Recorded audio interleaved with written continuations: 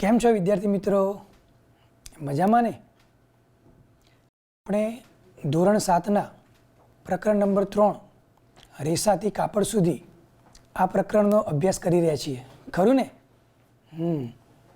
બાળ મિત્રો, આજના મુદ્દાની શરૂઆત કરીએ તે પહેલાં જરા ચકાસી લઈએ કે અગાઉ તમે જે ભણી ગયા છો એ તમને કેટલું યાદ છે, ખરું ને? તો તૈયાર છો ને પ્રશ્નોના જવાબ આપવા માટે? Very good. તો બાળ મિત્રો, મને કહો જોઈએ, પ્રાણીજ રેસાઓ કયા કયા પ્રાણીઓમાંથી મળે છે? વેરી ગુડ, બહુ સરસ. બકરી, ઊંટ, ઘેટા વગેરે જેવા. સરસ. બાળ મિત્રો, આપણને ખબર છે કે અગાઉના ભાગમાં આપણે ઘેટા બકરાની વિવિધ જાતો વિશે શીખી ગયા હતા, ખરું ને? કે તમને એમાંથી કેટલી જાતો યાદ છે? બાળ મિત્રો, ટીવી સ્ક્રીનમાં તમને જે દેખાઈ રહ્યું છે એ બકરીની કઈ જાત છે? વેરી ગુડ, બહુ સરસ, અંગોરા બકરી. વાહ વાહ, તમને તો ઘણું યાદ છે હો. હવે બીજી. બાળ મિત્રો, આ ચિત્ર શેનું છે? સાચું ઓળખી બતાવ્યું. આ લામા પ્રકારની બકરી છે. Very good. બાળ મિત્રો, આને ઓળખી બતાવો જોઈએ. વેરી ગુડ, બહુ સરસ. આ છે અલ્પાકા. બાળ મિત્રો, આપણે 3 બકરીની જાત તો જોઈ, પણ હવે આ ચિત્ર શેનું છે? ઓળખી બતાવો જોઈએ. Very good. આ છે યાક, જે પણ આપણને ઊન આપે છે. વાહ બાળ મિત્રો, તમને તો અગાઉના મુદ્દાઓ ઘણા સારી રીતે યાદ છે. Baa black sheep have you any wool. હવે મારે તમને એક પ્રશ્ન પૂછવો છે. જો તમને શિયાળામાં ઠંડી લાગે છે ત્યારે ઠંડીથી રક્ષણ મેળવવા માટે તમે શું પહેરો છો? સાચી વાત, સાહેબ, અમે ઠંડીથી રક્ષણ મેળવવા માટે સ્વેટર, શાલ, ગરમ ટોપી વગેરે વગેરે પહેરીએ છીએ. તો બાળ મિત્રો, તમે જાણો છો આ શાલ ગૂંથવા માટે, સ્વેટર બનાવવા માટે આ જે ઊન છે એ ઘણી લાંબી પ્રક્રિયાના અંતે પ્રાપ્ત થાય છે. તો આ તમામ પ્રક્રિયાના સોપાનો વિશે આપણે આજે જાણવાના છીએ. તૈયાર છો ને બાળ મિત્રો? ઊનમાંથી કાપડ બનાવવાની પ્રક્રિયા એ ઘણી લાંબી પ્રક્રિયા છે. એમાંનું સૌથી પ્રથમ સોપાન છે કાતરણી, જેને અંગ્રેજીમાં સિયરિંગ કહે છે. હવે કાતરણી એટલે શું? તો સૌ પ્રથમ ઘેટા બકરાને શરીર ઉપરથી ચામડી સહિત એની રૂંવાટીને દૂર કરવામાં આવે છે, જે તમે ચિત્રમાં સ્પષ્ટ જોઈ શકો છો, હે ને? આ પ્રક્રિયાને કાતરણી કહે છે. બાળ મિત્રો, અત્યારે તમને મગજમાં એક પ્રશ્ન થતો હશે કે જ્યારે કાતરણીની પ્રક્રિયા થતી હશે ત્યારે શું ઘેટાને દર્દ થતું હશે? હવે મને એ કહવું જોઈએ કે જ્યારે તમે હજામના ત્યાં વાળ કપાવવા જાઓ છો ત્યાં પણ એક વાળ કાપવાનું મશીન હોય છે, ખરું ને? તમે પણ એ મશીનથી અલગ અલગ પ્રકારની હેરસ્ટાઈલ તો કરાવી જશે, હે ને? હા, તો શું તમારા વાળ કાપતી વખતે તમને દર્દ થયું છે? બાળ મિત્રો, તેવી જ રીતે આ ઘેટાના શરીર ઉપરથી જ્યારે વાળ દૂર કરવામાં આવે છે ત્યારે પણ તેમને નહીવત દુઃખ થાય છે. હવે આ ઘટનાને આપણે એક વિડીયો દ્વારા નિહાળીશું. તૈયાર છો ને બાળકો? તમે આ વિડીયોમાં જોઈ શકો છો કે એક માણસ એ ઘેટાને પકડીને એક મશીન દ્વારા તેના શરીરની રૂંવાટી દૂર કરી રહ્યો છે. આપ જોઈ શકો છો જે રીતે હજામના ત્યાં વાળ દૂર કરવાનું મશીન હોય છે તેવા જ પ્રકારનું આ એક મશીન છે, જેના દ્વારા ધીમે ધીમે ઘેટાના શરીર ઉપરની રૂંવાટી એટલે કે વાળ દૂર કરવામાં આવે છે.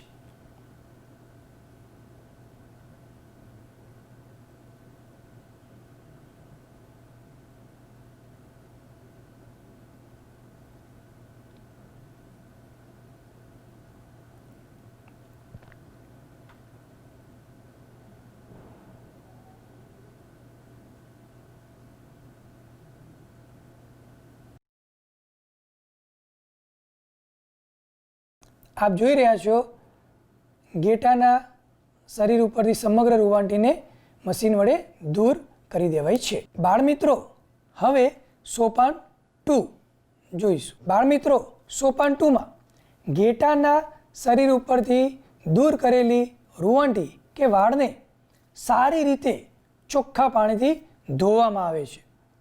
આ ધોવા પાછળનું કારણ શું? કારણ કે વાળ ઉપર ચોંટેલા ધૂળ, માટીના રજકણ અને અન્ય ચીકણા પદાર્થોને સારી રીતે દૂર કરી શકાય, જે આપ સ્લાઇડમાં જોઈ શકો છો. બાળમિત્રો, આ પ્રક્રિયા પહેલાંના જમાનામાં હાથથી કરવામાં આવતી હતી, પરંતુ અત્યારના આધુનિક સમયમાં આ ઘસવાની પ્રક્રિયા એ આધુનિક મશીનો દ્વારા કરવામાં આવે છે.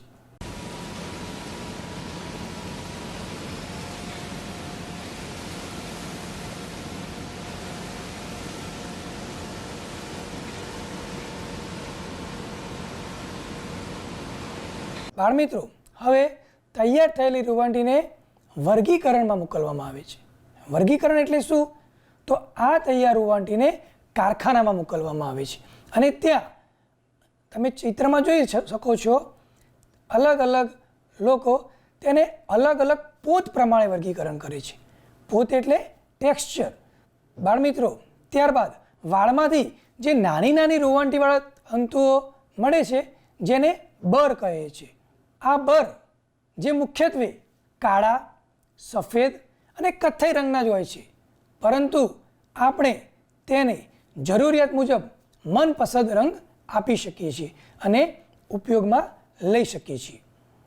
બાળમિત્રો, હવે અંતિમ એટલે કે છઠ્ઠા સોપાનમાં ઊનના રેસાઓને સીધા કરવામાં આવે છે અને દોરી સ્વરૂપે લપેટવામાં આવે છે. જ્યારે નાના નાના જે રેસાઓ છે એને આપણે સ્વેટરમાં, ટોપીમાં, અન્ય જગ્યાએ ઉપયોગ કરી લઈએ છીએ. આમ વધેલા લાંબા રેસાઓમાંથી સ્વેટર માટેનું ઊન તૈયાર થાય છે, જ્યારે ટૂંકા રેસાઓને કાંતીને ઊનના કપડાં વણી લેવામાં આવે છે.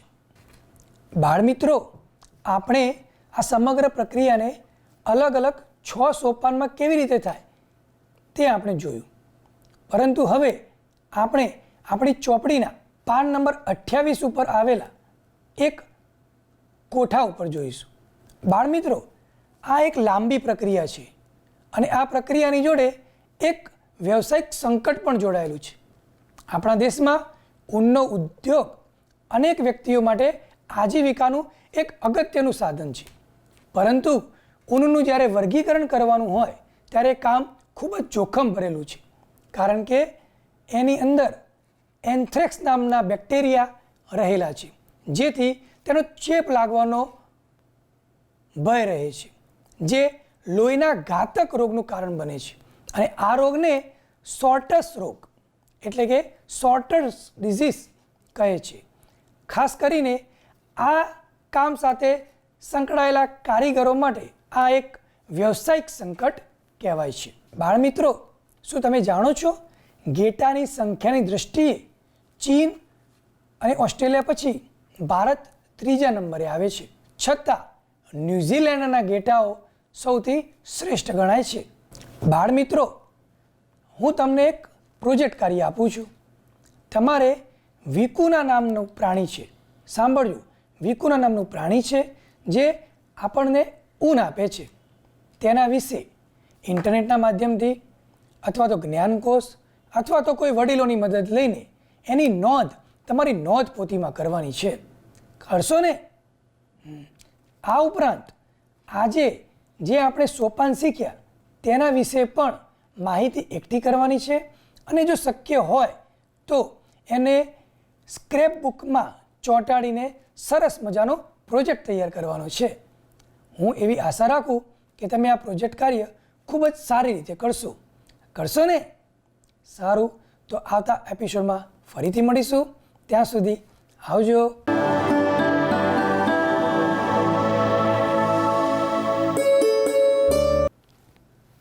विद्यार्थी मित्रों नमस्कार, कैसे हैं आप?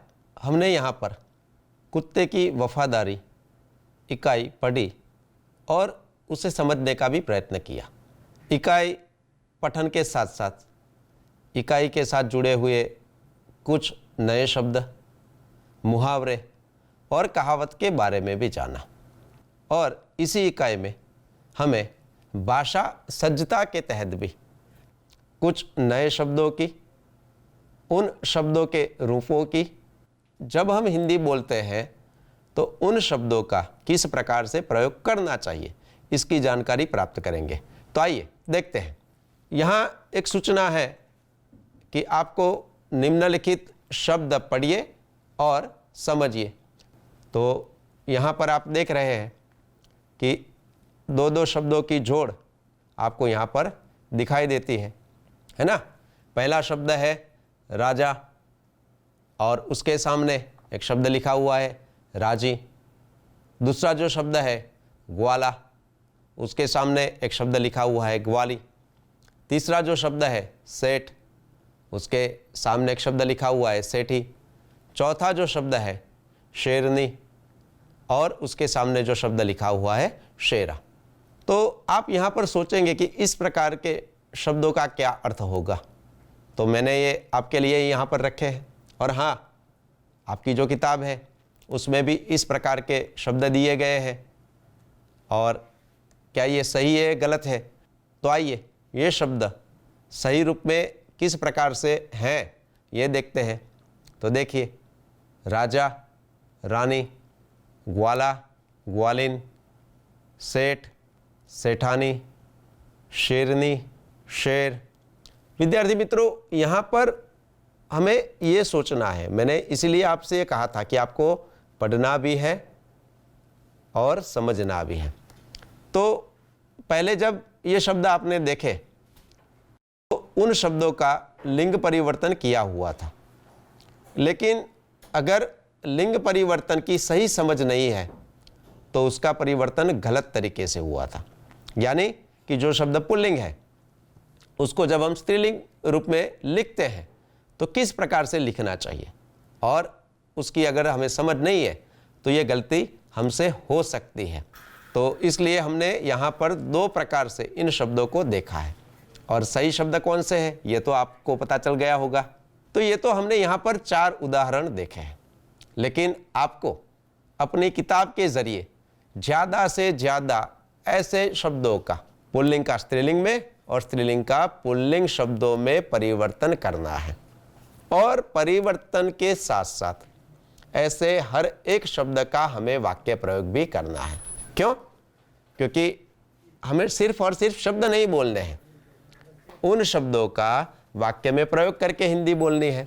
जब हम इस प्रकार के शब्दों का प्रयोग करते हैं तो वाक्य के रूप में भी कुछ परिवर्तन आता है। यह किस प्रकार से होता है, तो आइए देखते हैं। घोड़ा दौड़ रहा है। अब यहाँ पर एक शब्द हाईलाइट है, यानी कि उसका रंग भिन्न है, और घोड़ा जो शब्द है पुल्लिंग है, उसको हमें लिंग परिवर्तन करके, यानी कि घोड़ा का लिंग परिवर्तन क्या होगा? हाँ, क्या होगा? घोड़ी। अब हम घोड़े के जगह पर यहाँ पर घोड़ी रखते हैं और वाक्य पढ़ते हैं तो क्या होगा? घोड़ी दौड़ रहा है। तो क्या यह हमने लिंग परिवर्तन तो सही किया, लेकिन उसी शब्द का वाक्य में जब प्रयोग किया तो क्या सही किया? हाँ, नहीं हुआ। तो सही वाक्य क्या होगा? हाँ, सही वाक्य होगा कि घोड़ी दौड़ रही है। तो मित्रों, यहाँ पर आप देख रहे हैं कि शब्द का जब लिंग परिवर्तित होता है, यानी कि घोड़ा का घोड़ी, तो उसका जो वाक्य है, यानी कि उसका जो उच्चारण है, उसका जो लेखन है, उसमें भी बदलाव आता है। और हमें यह ध्यान रखना है, हम जिन शब्दों का लिंग परिवर्तन करते हैं तो उन शब्दों को वाक्यों में किस प्रकार से हमें प्रयोग में लेना है। आइए एक दूसरा उदाहरण देखते हैं। सेठ ने कहा, पैसे तो मैं दे दूंगा। किसने कहा? सेठ ने। अब आपको यह पता चल गया है कि यहाँ कौन से शब्द का लिंग परिवर्तन करके हमें वाक्य फिर से लिखना है? हाँ, सेठ का, और उसका लिंग परिवर्तन हमने आगे देखा है, क्या होगा? हाँ, सेठानी। और सिर्फ आप सेठ की जगह पर सेठानी रखते हैं तो वाक्य क्या बनेगा? सेठानी ने कहा, पैसे तो मैं दे दूंगा। क्योंकि यहाँ सेठ की जगह पर हमने क्या लिखा है, सेठानी, और सेठानी जब बोलती है तो स्त्रीलिंग है। तो सेठानी जब ये बात बताती है या सेठानी जब ये बात कहती है तो वाक्य भी किस प्रकार से होगा, सेठानी ने कहा पैसे तो मैं लौटा दूंगी। तो यहाँ पर आपको भेद नजर आ रहा है ना, आपको ये भेद समझना है। और ज़्यादातर हमें ये बात हमेशा याद रखनी है कि जब भी हम हिंदी बोलते हैं या लिखते हैं तो भाषा की ये जो विशेषता है, यानी कि लिंग का असर कहाँ पर होता है, तो पूरे वाक्य पर होता है, उसके जो सहायक क्रियापद पर होता है, और उसके कारण वाक्य के रूप में बदलाव आता है। तो हमें हमेशा ये बात ध्यान में रखनी पड़ेगी, है ना। आइए एक और उदाहरण भी देखते हैं। मैदान में लड़का खेल रहा है, यहाँ पर लड़का की जगह पर उसका लिंग परिवर्तन करना है, क्या होगा, हाँ सही है आप, लड़की, कि मैदान में लड़की खेल रही है ना। इस प्रकार से जब हम लिंग परिवर्तन करते हैं, उन परिवर्तित शब्दों का, यानी कि पुल्लिंग का स्त्रीलिंग में लिंग परिवर्तन करते हैं और स्त्रीलिंग शब्दों का पुल्लिंग में लिंग परिवर्तन करते हैं, और जब वाक्य में प्रयोग करते हैं तो वाक्य के स्वरूप में जो भी बदलाव आते हैं वो हमें पता होनी चाहिए। आपको इसी प्रकार से ज़्यादा शब्दों का प्रयोग करके वाक्य बनाने हैं। आइए, इसी प्रकार से मित्रों हमने संज्ञा के बारे में तो जाना है कि भी संज्ञा किसे कहते हैं, संज्ञा का अर्थ क्या है, लेकिन संज्ञा के भी कुछ प्रकार हैं और इन प्रकारों के बारे में जानना भी आवश्यक है। आइए संज्ञा के कुछ प्रकार के बारे में जानते हैं। यहाँ पर एक वाक्य लिखा हुआ है, क्या है वाक्य, हाँ, आशा विमान चलाती है। दूसरा वाक्य है, नर्मदा गुजरात की सबसे बड़ी नदी है। तीसरा वाक्य है, हिमालय भारत का सबसे ऊंचा पर्वत है। चौथा वाक्य है, नीम गुणकारी पेड़ है। विद्यार्थी मित्रों, यहाँ पर आप देख रहे हैं कि कुछ शब्दों का रंग भी भिन्न है और उसे रेखांकित भी किया गया है। ऐसा करने का कारण क्या होगा, तो मैंने शुरुआत में कहा कि संज्ञा के कुछ प्रकार के बारे में हमें यहाँ पर जानना है। वैसे तो कुछ वाक्य ऐसे भी है जिसमें एक से ज़्यादा संज्ञा भी है ना। जैसे कि नर्मदा गुजरात की सबसे बड़ी नदी है, तो नर्मदा भी संज्ञा है, गुजरात भी संज्ञा है, नदी भी संज्ञा है। लेकिन यहाँ पर हम संज्ञा के एक निश्चित संज्ञा के एक ही प्रकार की बात करना चाहते हैं, इसीलिए इन शब्दों को मैंने यहाँ पर रेखांकित किया है। तो अब आपको होगा इन शब्दों की क्या विशेषता है। तो यहाँ पर हमें ये समझना है कि ये जो शब्द है, यानी कि जो नाम पद है, ये किसी व्यक्ति, स्थान, पर्वत, नदी इत्यादि के हैं, पेड़ के नाम है, और इसे कहा जाता है व्यक्तिवाचक संज्ञा। आइए ये भी जानते हैं। रेखांकित जो शब्द थे, आशा, नर्मदा, हिमालय, नीम, किसी खास व्यक्ति, नदी, पर्वत और पेड़ का निर्देश करते थे, और किसी भी खास व्यक्ति, प्राणी या स्थान को सूचित करने वाली संज्ञा को व्यक्तिवाचक संज्ञा कहा जाता है। यहाँ हम व्यक्तिवाचक संज्ञा की बात कर रहे हैं, यानी कि स्पेशल किसी एक के बारे में ही जब बात करते हैं। इसी प्रकार के कई सारे उदाहरण हम देख सकते हैं, जैसे कि आपका नाम है ना, हर एक व्यक्ति का नाम है। जैसे कि मेरा नाम हितेश है, तो मैं कहता हूँ, या कोई कहता है कि भाई हितेश भाई शिक्षक है, तो शिक्षक भी वैसे तो संज्ञा है, लेकिन यहाँ हितेश भाई की बात है तो हितेश भाई एक व्यक्ति का नाम है ना। तो ये व्यक्तिवाचक संज्ञा हुई। आपको अपनी पूरी किताब में से इस प्रकार के व्यक्तिवाचक संज्ञा को निर्देश करने वाले विधान लिखने हैं और ये समझना है कि व्यक्तिवाचक संज्ञा का अर्थ क्या होता है। आइए मित्रों, इसी प्रकार से आगे देखते हैं। तो यहाँ पर भी कुछ वाक्य दिए गए हैं, ये आपको पढ़ने हैं और समझने भी है। पहला जो वाक्य है, हमारे देश के सैनिक बहादुर हैं। यहाँ पर भी आप देख रहे हैं कि एक शब्द के नीचे अंडरलाइन, यानी कि एक शब्द को रेखांकित किया गया है। कौन सा शब्द है ये? सैनिक। हाँ, सैनिक को तो हम अच्छी तरह से पहचानते हैं। तो दूसरा वाक्य देखते हैं, यहाँ पर भी इसकी क्या विशेषता है ये जानते हैं। दूसरा जो वाक्य है, नदी को लोक माता कहते हैं। तीसरा जो वाक्य है, कुत्ता वफादार प्राणी है। कुत्ता वफादार प्राणी है। मित्रों, यहां पर आप देख रहे हैं कि जिन शब्दों को रेखांकित किया गया है यह किसी जाति का बोध कराता है। अब आपको लगेगा कि अभी व्यक्ति की बात कर रहे थे, अब जाति की बात है, तो जाति मतलब पूरा एक समूह, है ना, कि हम सैनिक हैं तो किसी एक सैनिक की बात नहीं करते, हमारे देश के सारे सैनिक की यहां पर बात करते हैं, है ना। उसी प्रकार से नदी, जब मैं कहता हूं कि मेरे गांव में नदी है तो नदी तो सबको एक ही प्रकार से दिखाई देगी, लेकिन मैं जब कहता हूं कि गंगा भारत की सबसे बड़ी नदी है तो मैं गंगा की बात कर रहा हूं, यानी कि गंगा व्यक्तिवाचक संज्ञा हुई, लेकिन नदी जातिवाचक संज्ञा हुई, है ना। उसी प्रकार से कुत्ता, यानी कि पूरे पृथ्वी पर जितने भी कुत्ते हैं उनकी बात मैं यहां पर कर रहा हूं, तो ये भी जाति की बात हुई। तो इतने उदाहरण से हम ये समझ सकते हैं। आइए इसकी भी जो परिभाषा है ये देखते हैं। यहां पर आपने देखा कि सैनिक, गाय, नदी, कुत्ता, ये जो सारे शब्द हैं ये किसी जाति का बोध, यानी कि संपूर्ण जाति का, जैसे कि नदी तो पूरे विश्व में जितनी भी नदियां हैं उनका बोध कराता है, गाय तो पूरे विश्व की जितनी भी गायें हैं उनका बोध कराता है, ये हमने यहाँ पर समझा है। तो ऐसे जो शब्द हैं उनको जातिवाचक संज्ञा कहा जाता है, यानी कि जो शब्द संपूर्ण जाति का बोध कराता है वे जातिवाचक संज्ञा कहलाते हैं, या हम उन्हें जातिवाचक संज्ञा कहते हैं। विद्यार्थी मित्रों, हमने यहाँ पर कुछ उदाहरणों के जरिए भाषा की कुछ विशेष बातें जानने का प्रयत्न किया, जैसे कि लिंग और लिंग परिवर्तन के बाद उन शब्दों का वाक्यों में प्रयोग किस प्रकार से हमें करना चाहिए और कौन सी सावधानी रखनी चाहिए, वाक्य में किस प्रकार से उसके स्वरूप में बदलाव आता है, ये भी समझने का प्रयत्न किया।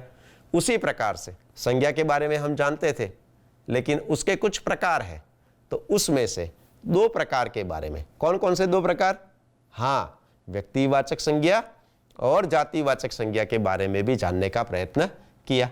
अब आपको आपकी किताब के जरिए ऐसे ही स्वाध्याय या अभ्यास खुद करने हैं, क्योंकि हमें हमारी भाषा को ज़्यादा समृद्ध बनानी है।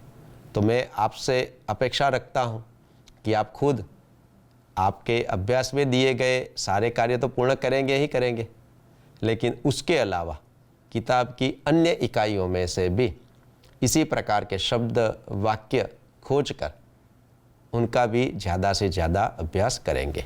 धन्यवाद।